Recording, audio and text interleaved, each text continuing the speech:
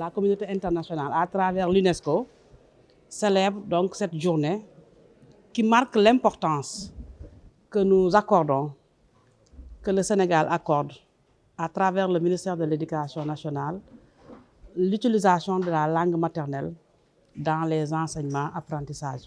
Vous savez, depuis des années, certains l'ont dit tout à l'heure dans leur discours, je peux même dire que depuis plus de 20 ans, nous sommes résolument engagés dans la dynamique d'utilisation. Nous avons mené beaucoup d'expériences pilotes qui ont été capitalisées à travers le MOEPS. Le MOEPS, c'est le modèle d'enseignement harmonisé bilingue, donc qui va servir de cadre de mise en œuvre à la politique linguistique à travers l'utilisation de la langue maternelle.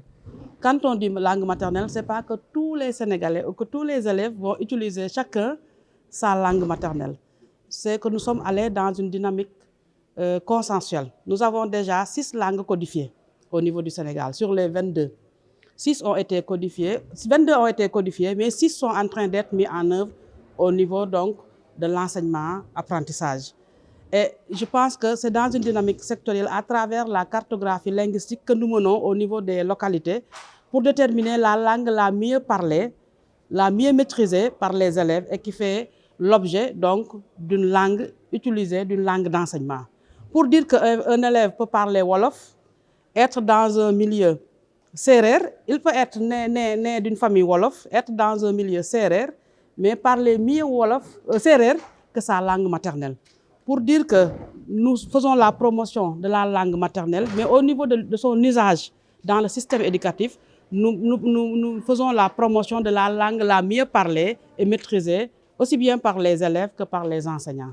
Donc, raison pour laquelle cette journée est importante pour nous, c'est pour montrer le rôle de la langue, même dans le développement d'un pays. La langue, c'est un facteur identitaire. 2, c'est un creuset de culture.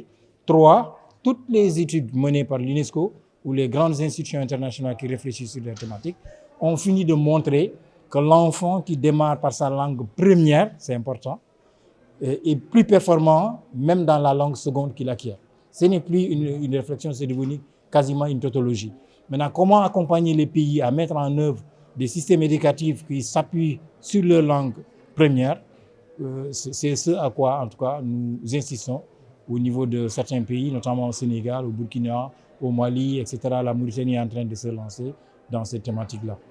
Alors, intergénérationnel, pourquoi? Parce qu'il y aura, en tout cas, quand l'enfant pratique sa langue dans l'espace scolaire, il y a forcément un pont qui est établi entre son milieu familial et l'espace familial.